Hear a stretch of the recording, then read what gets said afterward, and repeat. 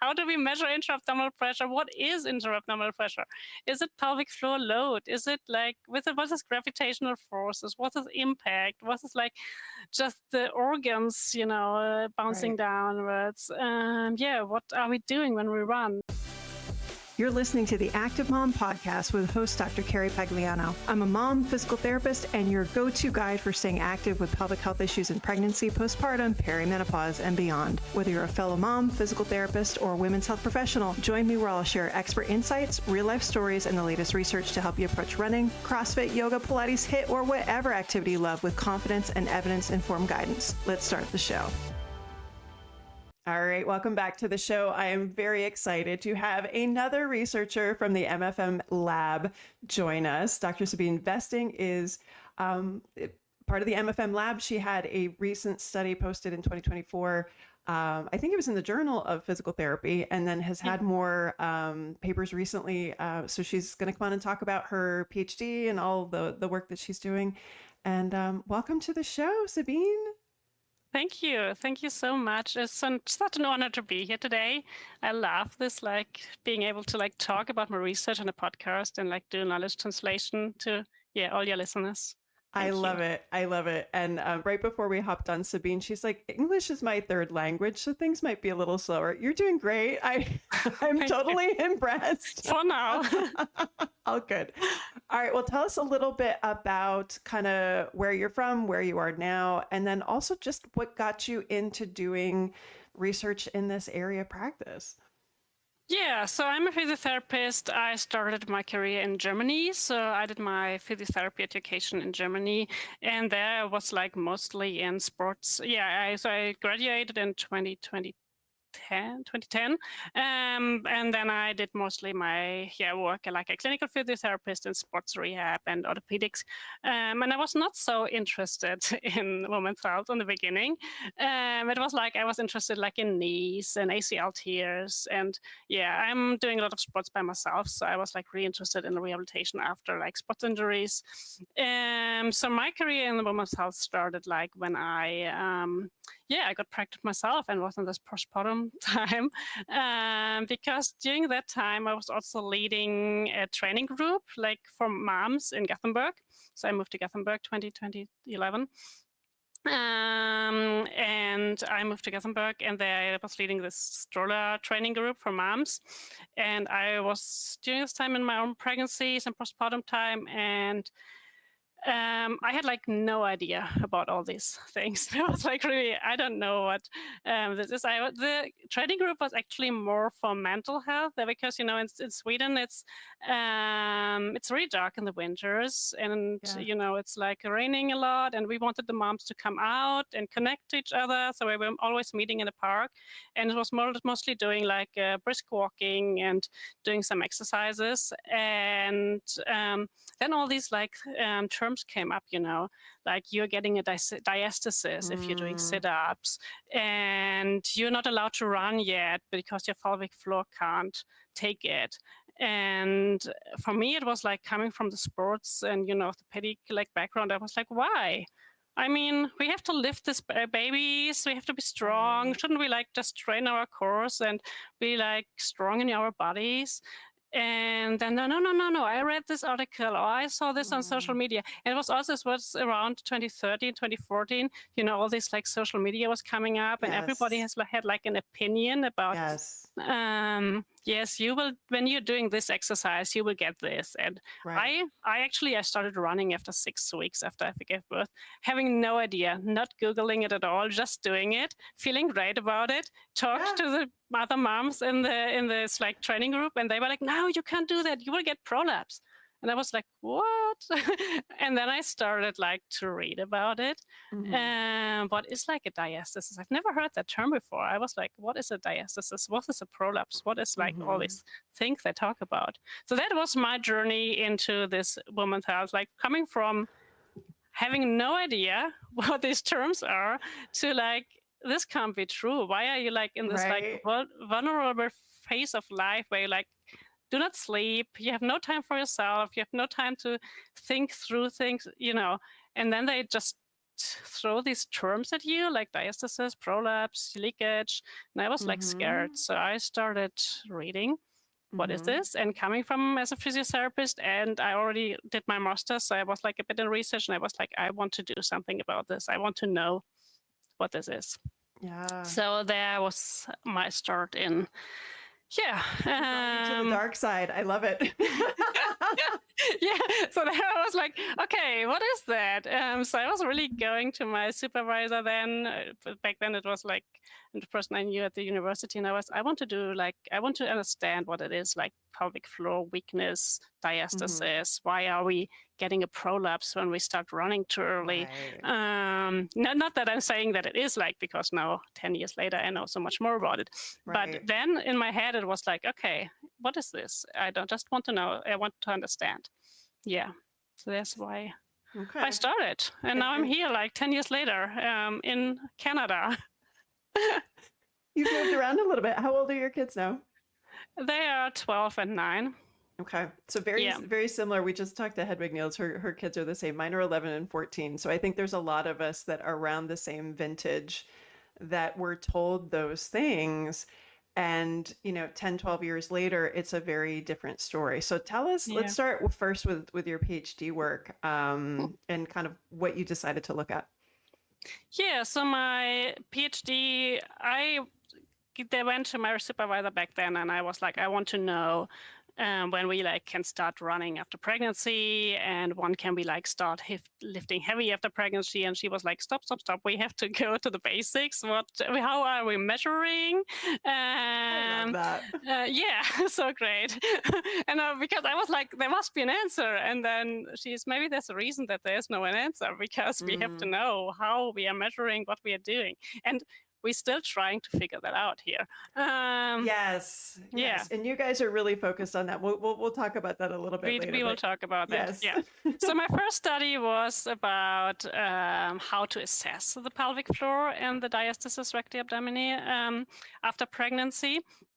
So we wanted to do a really clinical assessment. We wanted to know, when we're like in a physiotherapy clinic in Sweden, how do we assess the pelvic floor? And we looked at all these like palpation, observation of the perineal body. How is it moving when we are coughing, when we're bearing down, all these like different things. How is the inter-rater reliability when we assess these different functions? We wanted also to see, because when I started like my reading about this diastasis, I wanted to see, well, how can we measure this? And we have this like putting our two fingers like between this like, and lifting the head and and feeling what it is. And I was like, this can't be like the measure to do.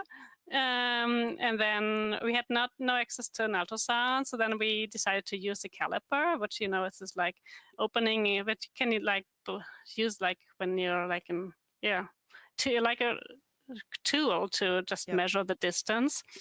So we used the caliper and asked them to lift their head, and then we measured the distance. And then I was and I continue with my reading, and then it was also with the bulging and with the depth of the diastasis. So I thought, okay, when we are already doing this assessment, we will look at all these factors. We will see how the inter-rater reliability is for assessing the bulging when they do sit up, and when they how they like put pressure on the linea alba, and how they can assess the depth of it. So if it's like having a resistance, or if it's like without a resistance. So we made up scales how to assess all these things.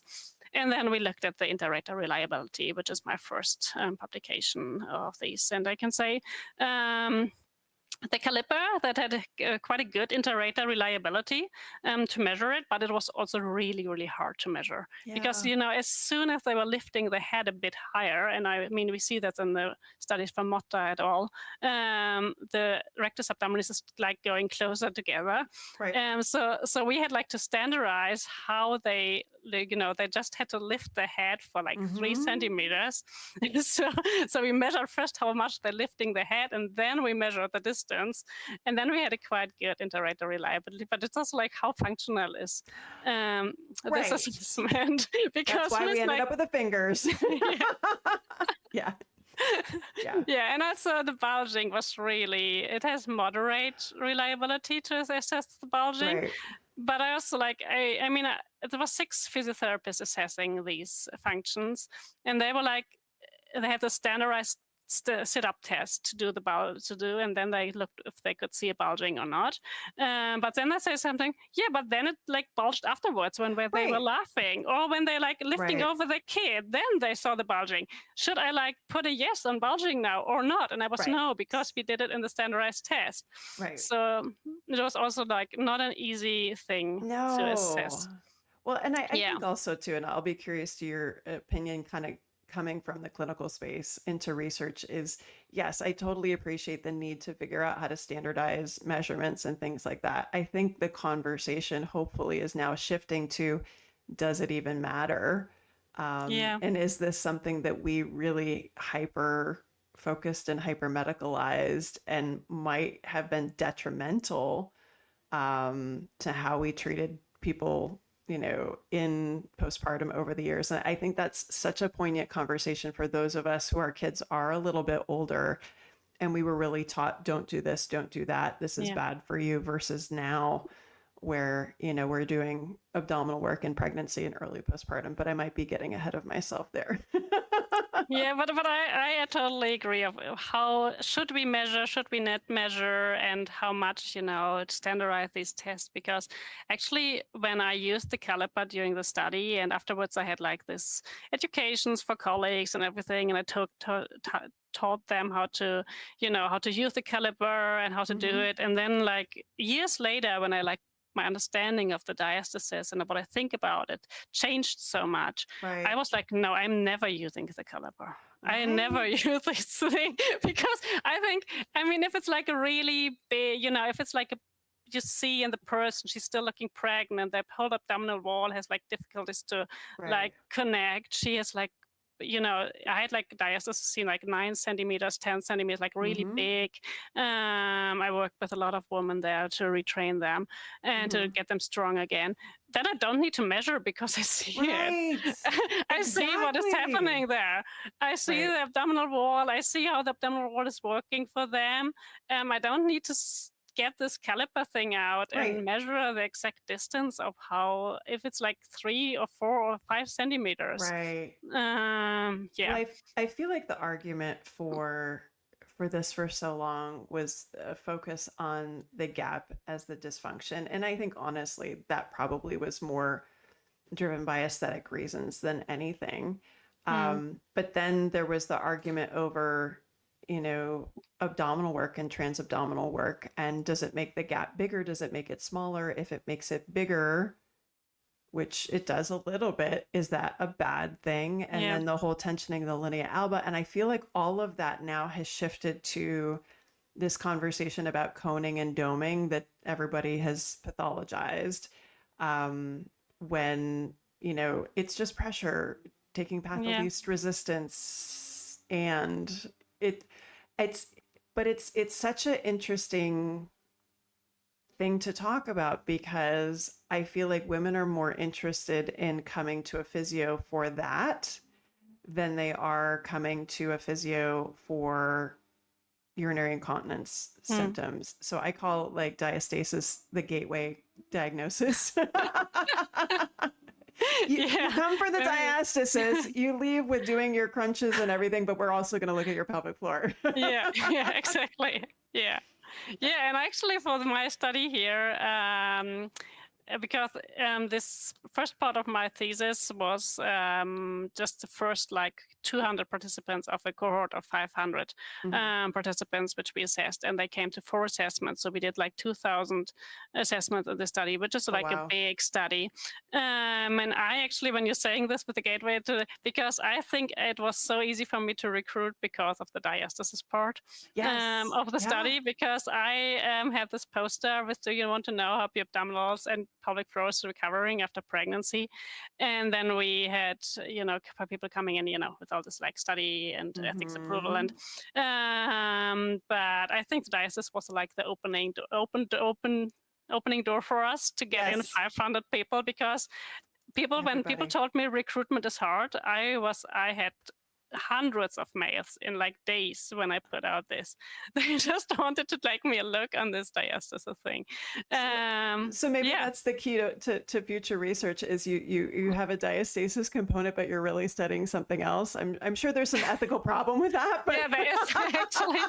And I also think that diastasis is going down. You know, the trend, or I don't know, it's in the US, but I am happy about it that it's not so yeah. big a thing anymore. Actually, I had moms now, like patients who wasn't we were like that when I asked them how if they also want me to check like the abdominal wall, they were what? Yeah, maybe. So I Hmm. think fortunately this is not so much.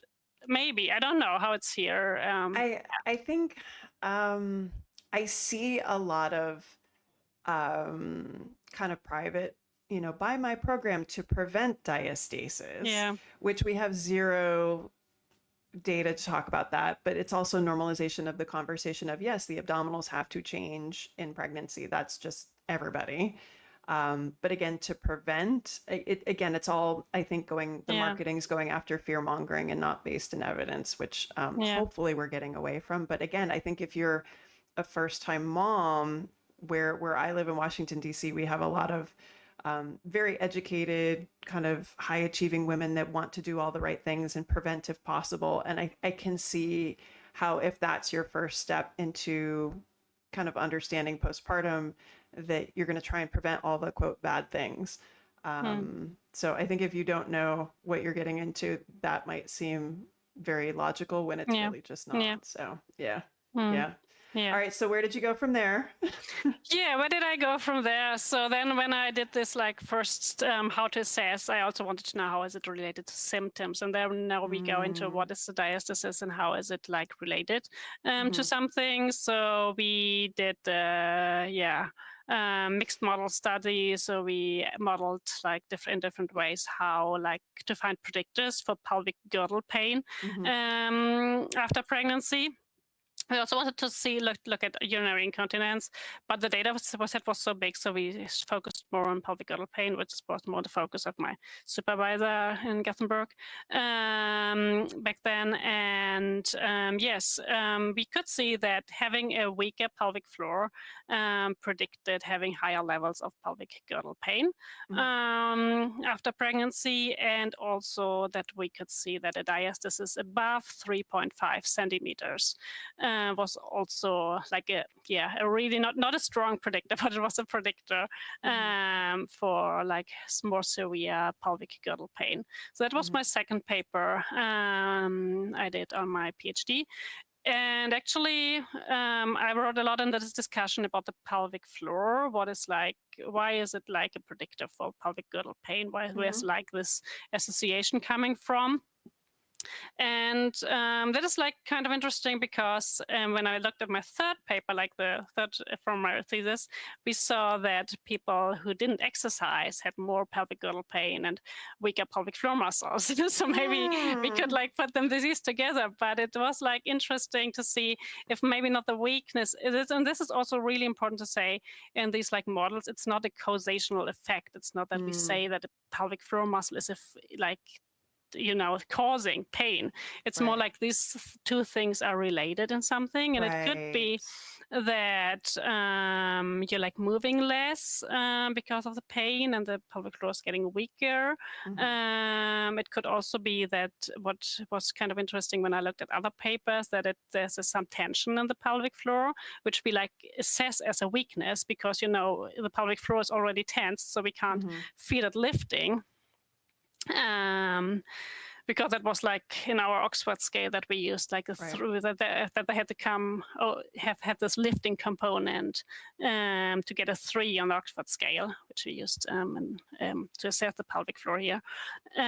So maybe it was like more tension in the pelvic floor. So we really Mhm. don't know. We could see that there was like an association between these two factors, which I think Mhm. is kind of interesting when we like assess pelvic girdle pain because we do all these Right. provocation tests and we do a lot of strengthening and education, but maybe also to take a look at the pelvic floor muscles, how Yeah. you what is like working here for you? Are you tensed? Are you like Right. weak? How do you have to work with these muscles? How can we integrate these muscles in your training program? Yes. Yep.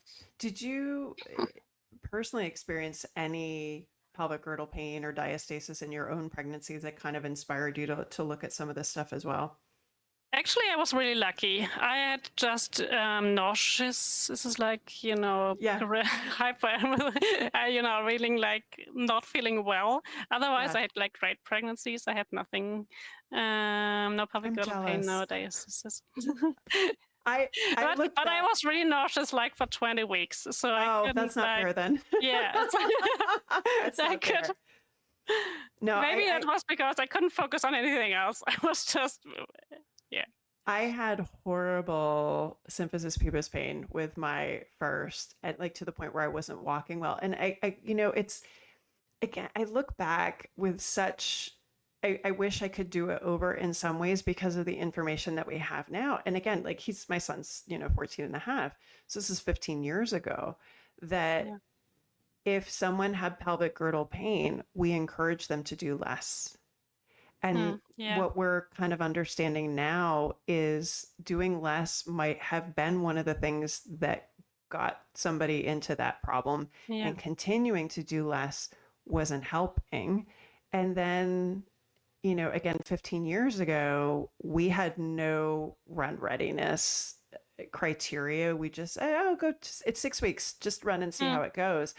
And I look back and just it feels like it was such a setup, not because we didn't know any of this stuff, and I appreciate that, and I've learned so much from it, and I think that's where a lot of my advocacy comes from. But gosh, I could have done it just so much better.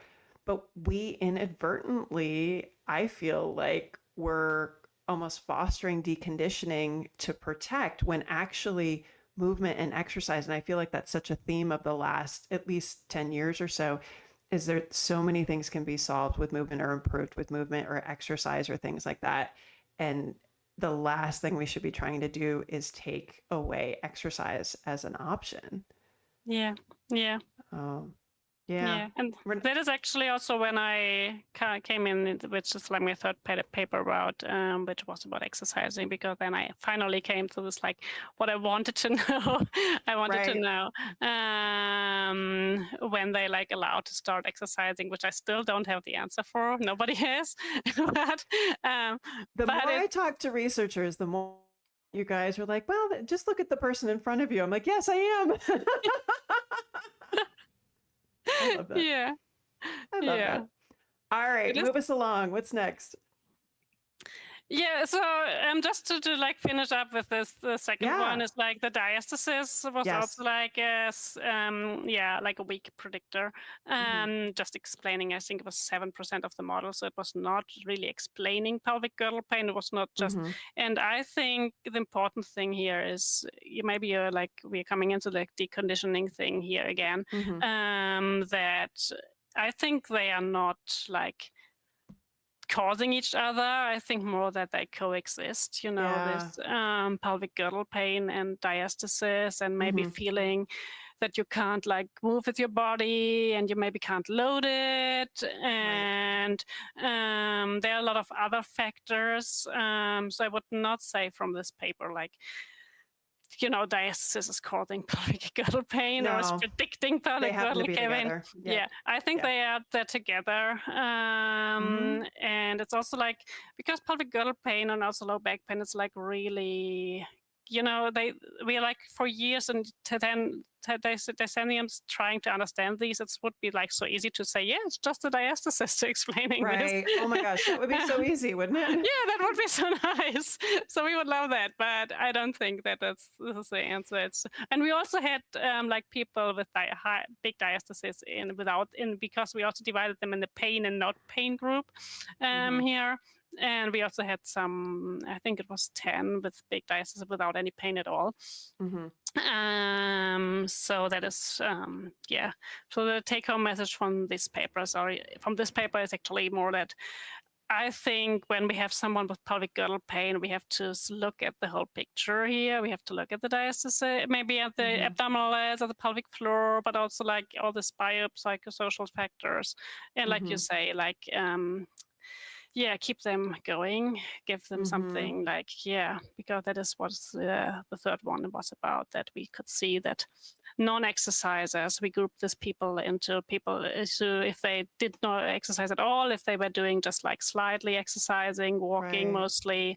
So we actually had a questionnaire just asking them what they did during the day. And it was really, really hard to group them. I really wanted because I wanted this like high impact group and the strength training group and this Pilates group. And, I wanted to have these because I had 500 participants. So I was thinking I can sort them into the sports they do. And then I can see how the different sports are affecting their symptoms. No. But people are not like that. They're doing all these different things. They go for a run the other one day, and they go biking the other day, and they go for like yoga the other. So we ended up, I think it was 184 different combinations of exercising people were doing. I love that though, because I feel like that's such a description. But that's like my dream for every mom though, is that they're doing something that they love, something that they think they should do, and just something that's easy to do. It's a smattering of things. I like that. Yeah, so it was like impossible. I was like, why are you not just doing what I thought you would do? And they were like, yeah. But then also, I think I had a kind of bias in my population because I had like physical active persons in my population, because I had this advertising out for the study with, do you want to know how to recover? And I had a really high educated, really, physical active group. So they were exercising a lot, these 500 for was your population just Swedish? Was it Swedish? Mostly. Okay. Yeah. We didn't ask after ethnicity, but I think I was blinded for everything, so I was just analyzing the data. But from, I think, mostly Swedish women living in Gothenburg. We tried, really. We had like 3 different rehab centers in Gothenburg, one in a more like suburban area, one in like the really city of Gothenburg, and one more like in the countryside. But I think we got like a really homogeneous population. You got to start somewhere. If you've got 500 participants, that's great. we tried our best there to do. So and this in the study about how they exercised, we grouped them in non-exercisers, gentle walkers, those who regular exercise, and then we also tried to see how high impact exercising like running and jumping and CrossFit is affecting. And there we could see that the non-exercisers had, like I said, the weaker pelvic floors from start and more pelvic girdle pain. And they were also not getting better during the day, during the year. So they, continued on this level of having a bit of a pain. So I think this is what you said about really maybe not like doing this like really hard exercising. You don't have to push yourself over your boundaries because you already have the little baby and carrying around and no sleep and everything there, but doing something and working on getting strong again, and not getting like afraid of all these like things that could happen or happened with the body.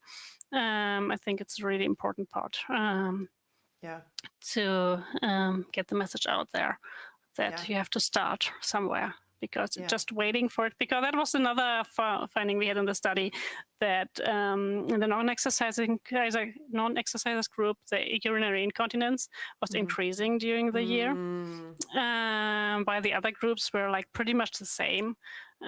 This like gentle exercise group, they decreased a little bit, but it was just statistically significant, but not clinically relevant, that decrease. But urinary incontinence was actually a condition that was, and we have seen that in other studies, that urinary incontinence is persistent. It is like on 30% 3 months, and it's like on 30% prevalence at 12 months still. So it was something that we have to work on, how to solve. One of the things I always think about is kind of projecting all this information forward, as if you have women who may have been active, they're not super active in postpartum because of these issues, or maybe these issues are potentially contributing. project it forward to kind of where we're sitting now, kind of on the cusp of perimenopause and things like that, when you're going to have some hormonal changes, which might inherently make some of these issues worse. Women are being told to be more active, and they don't know where to begin because they haven't been active since Yeah. having babies. I'm definitely seeing this in my practice now, where I almost feel like we have to go back and get them caught up to have them feel comfortable being active and address those pelvic floor issues so that we can kind of move forward and address the perimenopausal issues, because Yeah. it just compounds, you know what I mean? So Yeah. if you're listening and you're, in early postpartum and, you're not active or not having a lot of time to do that, just do what you can. Start to slowly build that up, because trust me, later on, you're going to be much happier that you did.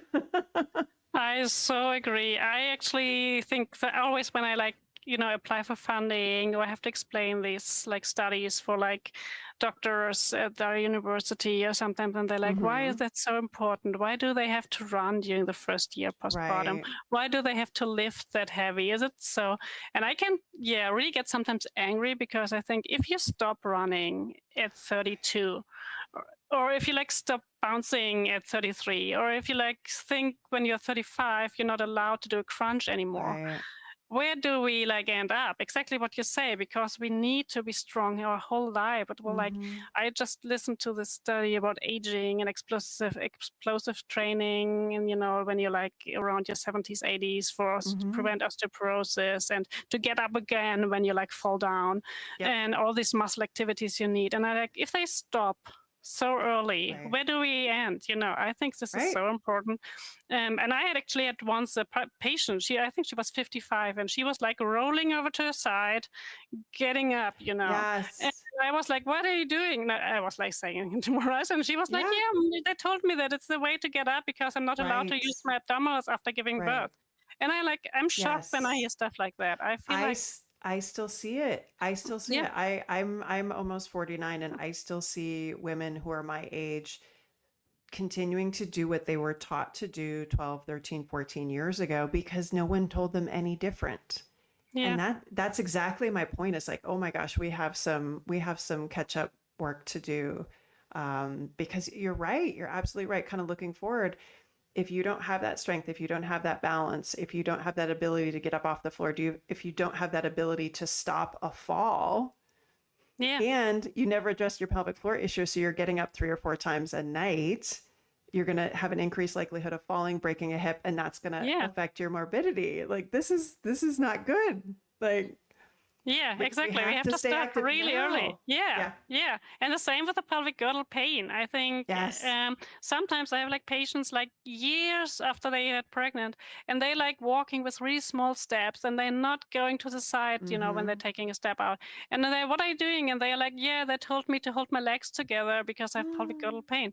And you feel like, yeah, but Oh, not anymore. I mean, even in pregnancy, I would question this I advice. know. But years later, and I feel like, what happened to Mm-mm. following you up and telling you that you have to move again, Oh just gosh. how you want to, yeah. And then you're taking care of a baby and a kid, and it's also that you these days when you're going home from the beach, carrying one bike here and having that, Mm-hmm. all these things you have to, and one kid on the shoulder, and you're okay. You have to be so strong. I know. Well, even going back, I had a client years ago that had she had a traumatic pubic symphysis injury in childbirth, and then a friend of mine, she goes by the Down There Doc on Instagram, Marcy Crouch. She was just on Instagram in the last couple of months.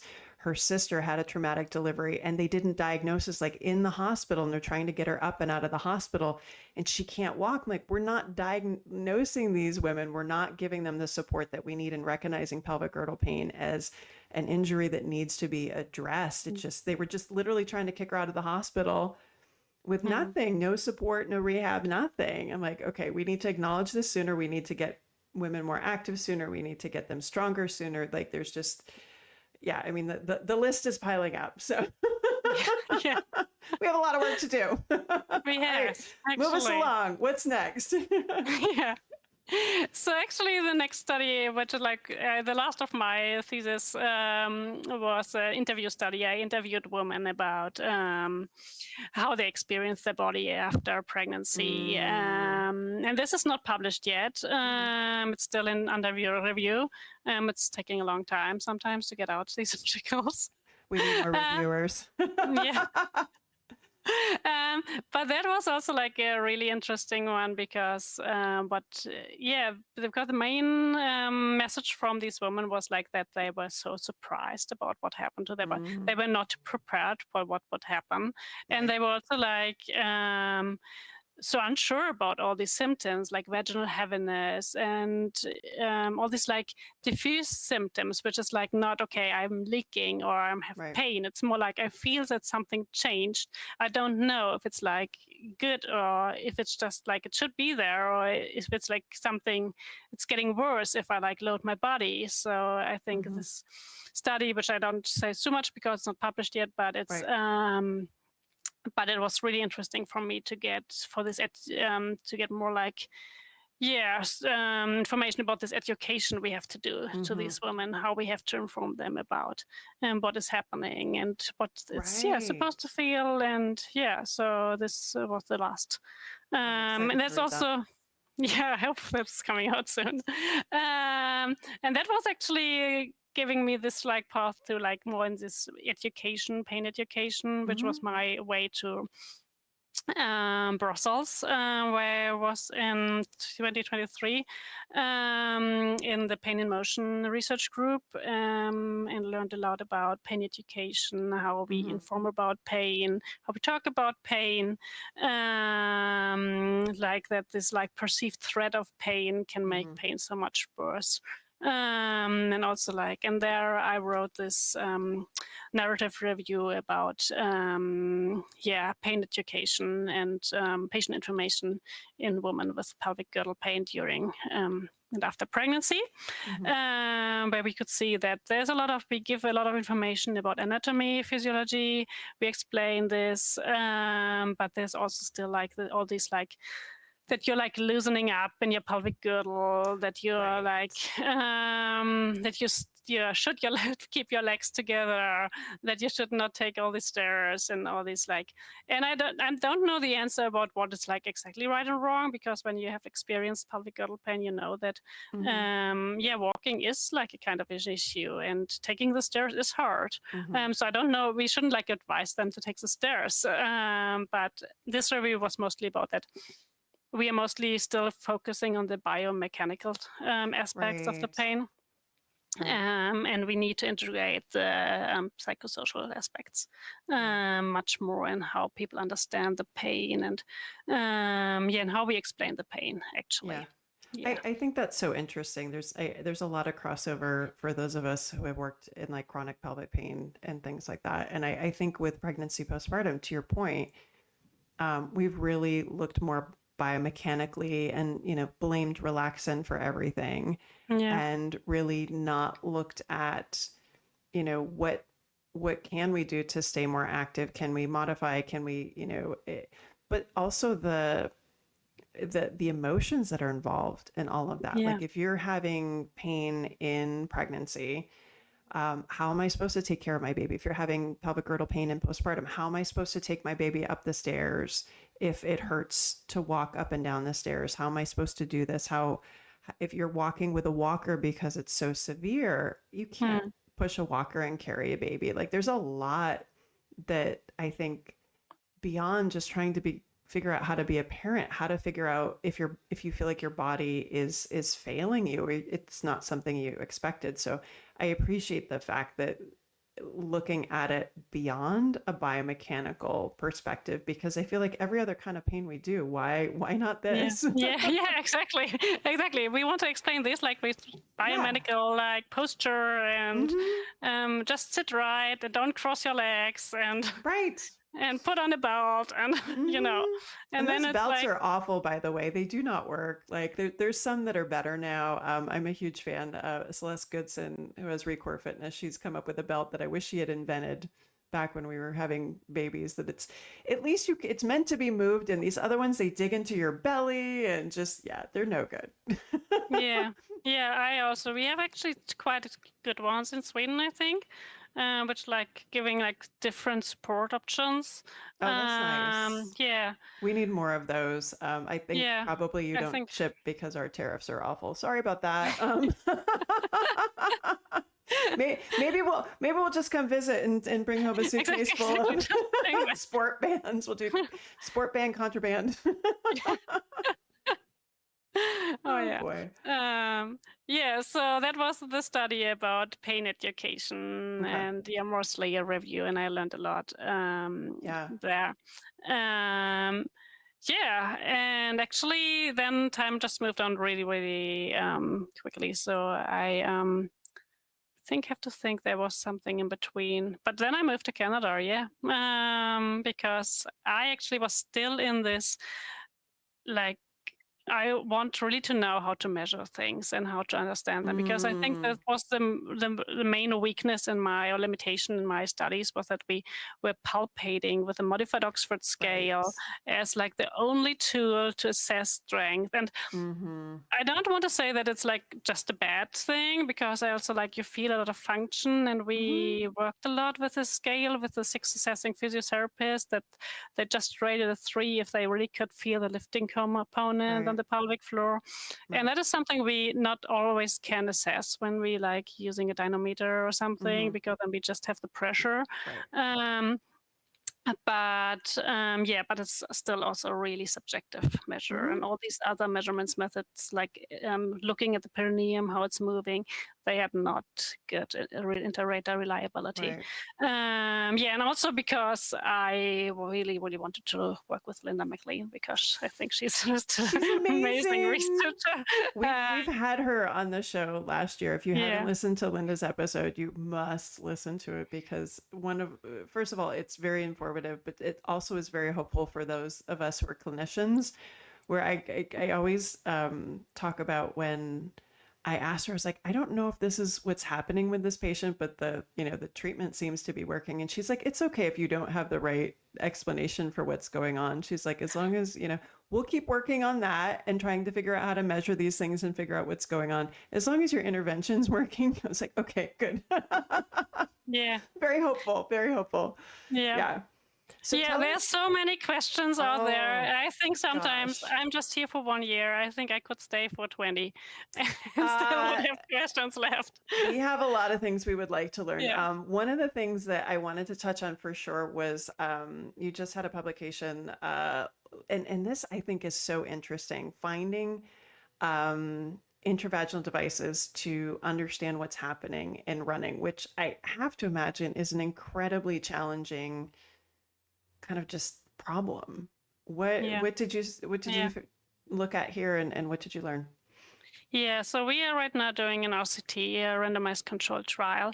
And we have 3 groups. One, they run with a tampon as insert, like just a small tampon to provide some support for the reservoir. And then we have the next intervention group is running with a Urestra, which is like an Right. intravaginal device. And then we have a third group, which is like no intervention at all. They are the control Mm-hmm. group. And they're running for 10 weeks. With this device, we have an in-lab component where we like invite the participants to the lab and do assessments of the pelvic floor with transperineal ultrasound before and after a run. That is like before this 10 weeks and after the 10 weeks. But we also have a remote component in the study where participants just can, and they can apply actually from the whole US and everywhere. So we are still Good. recruiting for the study. So if you experienced urinary leakage during at least one run per week, if you're able like to run like about 10K per week, you can do it in like different days, like 2K then one day, 3 the other, but like about a 10K per week. Mm-hmm. Then you can participate in the study and coming into one of these groups, and all participants will receive the rest after the study is completed. Mm-hmm. Yeah, and what we are looking at in here, we have seen in our previous studies that that urinary leakage during running is not really a strength issue. It's not that the pelvic floor is too weak. It's more about the passive structure that we see both in runners with leakage and without leakage. The pelvic floor structures are moving down a bit during a run, and that could be like just a transient thing that's happened. I mean, I think other muscles also get longer, and other tendons also get longer. So I don't want to like scare people or go, "Oh my God, their pelvic floor is moving down." I when know. you're like, It's okay. when you're like running, I think it's a normal change. Maybe you're getting stronger of that because we see that runners have really strong pelvic floor muscles. But in these like runners who leak urine, there's something more, and we still try to keep our head around what it is. If it's not strength, it's like what is it? It's like more motor control. Is it running mechanics? And here in the study, we want to give support for the bladder neck and for the urethra. So we like insert or we ask them to insert this device, which takes a lot of some space in there. It's also kind of this like stepping on a water hose effect, because it's like having the bit of a bulge getting into the urethra and like maybe closing it a bit. We don't know. That is why we have the in-lab component where we do assessments, where we do ultrasound on the pelvic floor before and after the run and see if the structure is holding up better or if it's not affecting the structures at all. So this is like a really interesting study where we like in the middle of the data collection right now. And it's a off-shelf device. So I think, and it's just like happened that we used this one because it has like Canada health approval and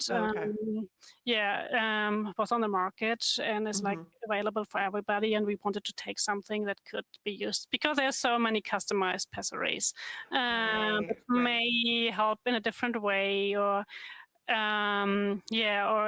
could work better, or maybe this is the right way to do. That is why we're doing the study, because I mean that physios use tampons, your like menstrual cups, to like provide a bit of support. It's like I think, pretty common. I've done that in Sweden too with patients, but we never really knew if this is like a good and we also see that the tampon maybe is not a long-term solution because it's hard for the tissues, having a dry. Especially if you're not on your cycle.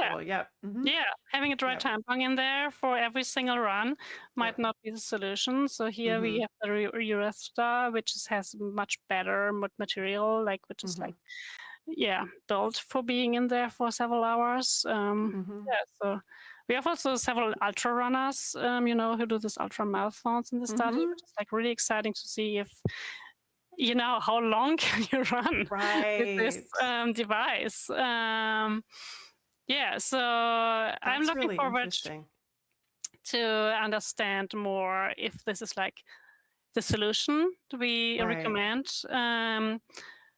Actually, as researcher, we're not allowed to guess, but I think will have I think actually we will have like a responder, non-responder. Some people it will work really, really well. I think so too. Even just, and there's a couple of things I'm seeing there's a potential for. I do think that there's some people that, they'll notice that a tampon improves symptoms. I don't know if it's just because it's space occupying or whatnot, but I feel like it gives us at least some information that says, hey, support is better. And then that might point you to more of a long-term solution, but this is definitely more of an economical, easy access solution. The Uresta, I think I have one here. I should just grab it, but like it's kind of wider. I actually have one here. Oh, yes. I think I can open it. If not, I'll grab mine. I think it's the smallest one. It's a 2. But it's having a bit of a base, so it's giving us more like a just wrapping it up here. Yeah, so it's giving us support here. Yep. When it's like here, it's a little wider. Like, the different it's a little wider here. Yep. Yeah. So it's like when it's inserted, it's like Mm-hmm. maybe just pressuring here against the Mm-hmm. urethra. Yeah, like I said, stepping on the water Yeah. hose effect, like it's Yeah, just I feel like it's closing it. more focused on the urethra. I don't know so much about space, what you think is as far as like space occupying for further up the anterior wall or anything like that. But no, I Yeah, think it because this is the smallest one. The right. core is quite big, so the core I think Yes. is more like about space. And I also think Yep. that when I'm analyzing the images, sometimes it's almost like if the prolapse, when it's so interesting when It you look at the depends. pelvic Right. floor, and sometimes the prolapse is coming a bit down, almost Mm-hmm. masking the urinary incontinence because it's also taking some space. Right. And then the urethra is like pushing the prolapse up, and then the urinary Right. incontinence is getting worse. Right. Yeah, so Yeah, I think it will it's so depend interesting with that. what Yeah. what's happening in there when people leak and when they run, Yeah. and how the Well, flow even is acting. just having worked with runners for a long time and then people who run on road versus trail, even not Yeah, even looking at duration, but just the demands on just the body as a whole, I think on trail running, downhill running, any type of vert, like mm, is so different than just road running. That's my personal bias. yeah, Um, and so then it's like, okay, how much is that, structure in the pelvic floor? How much is endurance? How much of it, is the rest of the system that we're not looking at? And so that's yeah, where I don't necessarily, and maybe this is just, maturity and being at this for a while, is I don't expect 100% answers. I expect some mm, insight into, okay, maybe in these particular scenarios, I want to consider this a little bit more, or it might confirm kind of some clinical biases that I already have, or at least make me think about it differently or something like that. But just the fact that we're asking the questions is so lovely. yeah, I've been waiting. And I just love that you guys are like, not only are we going to tackle this topic, but we're going to go after runners, which is like the hardest thing to measure, and what are we measuring and all of that. So yeah, yeah, I'm a huge fan of the MFM lab for that very reason, because between, the physios and, the biomechanical engineers and all that, like you guys are tackling some really challenging yeah. questions. I also love it. And we have the engineers here, we have physios, we have like different professionals, which is like so Mm-hmm. great, of like just, getting your head around like what do you think? Or I think this, because it's not an easy Right. thing. It's I think it's not. sometimes with urinary incontinence, I'm comparing it when I worked out a lot with orthopedics and knees, and when Mm-hmm. someone had knee pain during running, we were like strengthening the glutes and the glute med, Right. and and all this stuff, and I still had knee pain. And because maybe it was not just strengthened, because for this person it might Right. be like their hallux valgus going in, or their adductors, or something Right. else, because Yeah. it's just like so different in every single person, and it's Yeah. just about loading the body and how we load it, and also have Right. to look how they run. And I think sometimes in urinary incontinence and running, we are still like a bit of a baby shoe there, like we're looking at the Mm-hmm. pelvic floor, and because it's also hard to measure the load. I mean, I'm Yes. actually writing a review about intra-abdominal pressure right now, Mm-hmm. which is like something giving me a bit my nightmares at the nights, because Oh how do we no. measure it? How do we measure intra-abdominal pressure? What is intra-abdominal pressure? Is it pelvic floor load? Is it like what is gravitational forces? What is impact? What is like just the organs, bouncing Right. downwards? Yeah, what are we doing when we run? People run so differently. Just going to like a Right. running event and look at people running. One is like, and Right. the other one is like always like going on their toes, and it's so. Yeah, there's so many things we still like work on, but I think, like you say, understanding the intravaginal in devices and how they like do something for the Mm-hmm. structures. Are they like relaxing the pelvic floor that it can work more functional? Are they lifting Mm-hmm. up the pelvic floor? Are they just clothing your urethra? Right. And having these opportunities here to look at all these with this Right. different methods is like really, really great to just get our head a bit more around it to Yeah. No, what it is.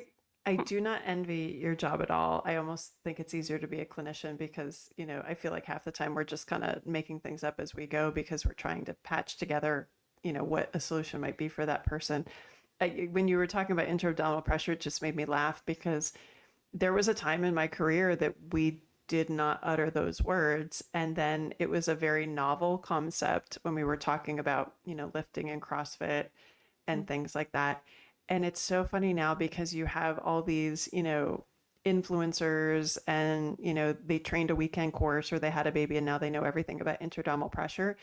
And you as a researcher are like, no, this is so utterly complex. We don't know what we're looking at or measuring or things like that. But these influencers talk about it like it's this just matter of fact thing where I'm like, we weren't even talking about this 10 years ago. And I have a researcher that literally says, we don't know what you're measuring, but you know what you're talking about. Like it's nah. And they're attempt to simplify and have all the answers. I'm like, look, people, we don't have all the answers. No, we don't. Yeah. But sometimes we need, when we like work with patients, they want some answers from us. And I'm not saying that's right to put it out on social media and everywhere, but I think sometimes when we have patients, when I'm like a clinician, I think sometimes I'm a totally different person because then I have to be like safe as a person. I have to tell them, I have to like you say, sometimes we don't know. Often we don't know what it is or why it's effective or we also just look at the person, like I said, with the diastasis and I see this is like something we have to work on, and another one I think this is something it's nothing, and I can't like base this on standard measures. It's more like getting a feeling for the person, also how much to tell them about their so I think that's why it's so great, like researcher, clinician talking to each other and having also these opportunities to do this knowledge translation and discuss the different things. Yeah. No, I think so. It's just all so funny, isn't it? It's like, I think I got a certain freedom when I finally, realized I was like, there's a lot that I don't know.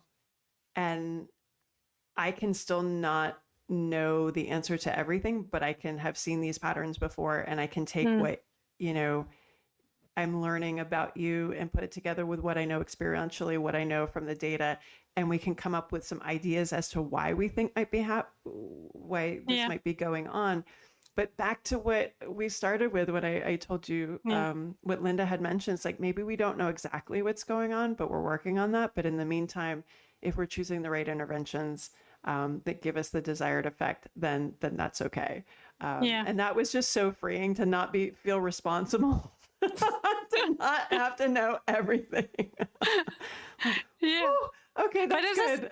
It's actually, I'm also teaching a bit in the University of Gothenburg, and sometimes I have students and they're like, we have no evidence for, nothing. Everything is like just weak evidence or the systematic reviews showing. And I think, that is absolutely okay. And you will do your thing and you will do it great and you will help so many people. And I have helped people who had like no idea what I was doing and they came back and like, oh, I'm feeling great. Everything's good now. And you feel like, okay. And then I had other patients where I had like a plan and a goal and everything, and it was just not working out. I have yet to see anybody that's textbook. I have yet to see anybody that's textbook in 26 years of doing this. But again, I almost feel like that buys you more freedom to be like, I don't know what the answer is for you yet. And so that's the cool part about this is we're going to find out. And so it's just this world of possibility. Like you can have somebody with, they were given this awful grade of prolapse or something like that. Like, we have that, but we have no idea how far we can get you because nobody's done this on you yet. So that's why we call it evidence informed. Yeah, exactly. All right. At the end of every episode, we ask some questions. We do a little lightning round. What is a book you're reading or podcast that you're listening to right now? And you might be super busy too, because you only got a year in Canada. I was actually thinking a book I'm reading is like, I feel like really boring saying that I'm reading mostly the articles I have to read. But I actually listened a lot to your podcast the last few days. Before I was listening to a training podcast from Sweden, which stopped now, which I'm a bit sad about. So I have to find a new one. Yeah, there were like two girls talking about training and they just stopped. So I'm a bit sad about that. Well, that's sad. Maybe they'll start back up again. Yeah, hopefully. Now, is your family joining you in Canada or are they back home? They are here in Canada with Okay. me. Oh, Yeah, great. so they are here for 1 year. They learn a lot of English. That's Great. actually in Brussels. I was alone 3 months without my kids. I thought it would Mhm. be like great of just being a researcher, being on my own. It was the worst Mm. thing I've ever done in my life. I was like in physical pain being without my kids. Yeah, no, it's funny. Like I heard something somewhere that like you miss your children more, or like you like your children more when you're missing them. And I get that sometimes, but I think going to a conference for a couple of days is very, very different than being away from them for 3 months. I don't think I could Three do months that. was really, Mm-mm. really hard. It was, I thought it would Hmm. work, but it was almost that I like had to end it earlier. So now Yeah, they're here. I'm really, really happy about that. good. So My whole what's the family is favorite here. thing that you guys have done in Canada together? We were traveling a lot. We were at the Niagara Falls. We were in New Nice. York. We were in Toronto. Hmm. We are going to Nova Scotia in the Hmm. summers. So we really love outdoor life, mountain biking. Yeah. Yeah, like I said, I'm a runner, but we're going for hiking and Hmm. yeah, just really being That's outside. great. Mm. Yeah, no, Canada has so much to offer. I was lucky Yeah, enough as a kid. We did a lot of both my parents were teachers, so we traveled every summer. So we've been able to hit a lot of the provinces and whatnot. It's yeah, just a it's such beautiful beautiful. country. I Yeah. keep joking that I'm going to end up in somebody's backyard soon. That's a different show. Okay. What's one piece of advice that you have for moms? Whew, come on. Don't leave them for 3 months. Exactly, don't leave your kids for 3 months. I think actually when I was like a new mom and had my kids and everything was like chaos, no sleep, Yeah. all these body changes, and even if I had no bigger things, I think that everything will like in Swedish we say det löser sig, which is like it will go its way. It will like be fine in Mm, the end. So because I think when I was like there with this like what should I do, what should I not, I was like so that I was stuck in the moment, and I think mhm. life is so long and you have so much things, yeah, so that it's I like that. We're gonna put that on a t-shirt. I like that. You're gonna have to spell that one out for me. yeah. We have dear friends of ours that the mom is American, but she's got German and Austrian background, and the dad is Swedish. So I hear Swedish occasionally, and then one of my Okay. sons, their son is he's fluent in Swedish. So occasionally I hear the words, but I'll have to ask him as well. I like that. All right, who is someone in your space that we should know about? So feel free to shout out anybody from your lab, anybody else who's inspiring you right now. Really inspiring me here is like, yeah, my whole team. I think I actually love working here in the team with Linda McLean and Marina. I think you met Yes, her on the Marina's been show, and on. Hmm. Flavia, and Carol, who is here too from Brazil. Hmm. I think this lab here is like a space I've never.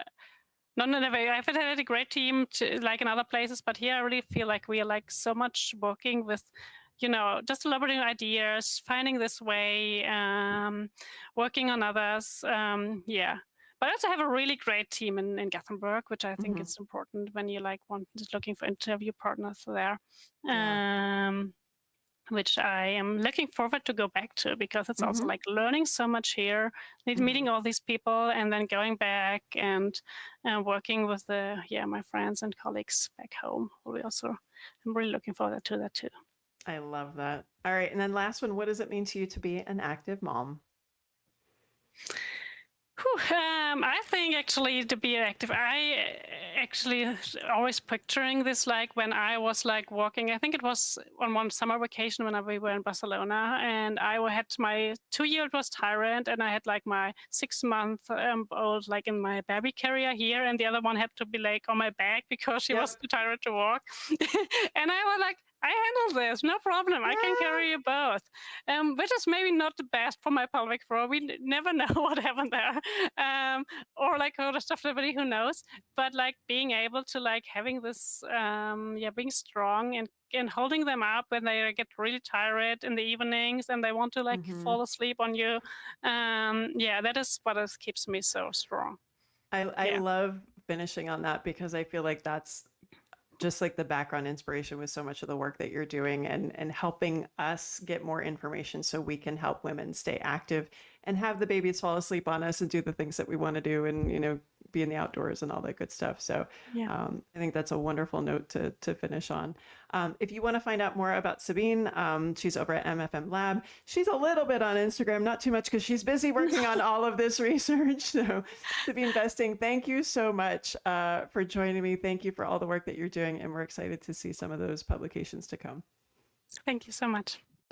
If you're navigating pregnancy, postpartum, or perimenopause, whether personally or professionally, check out all our free resources and upcoming courses at carriepagliano.com. This podcast reflects the opinions of Dr. Carrie Pagliano and her guests, and it is for entertainment purposes only and should not be considered medical advice. Always consult your healthcare provider with any medical questions. If you enjoyed the episode, please take a moment to leave us a 5-star review on your favorite podcast platform. And thanks for listening.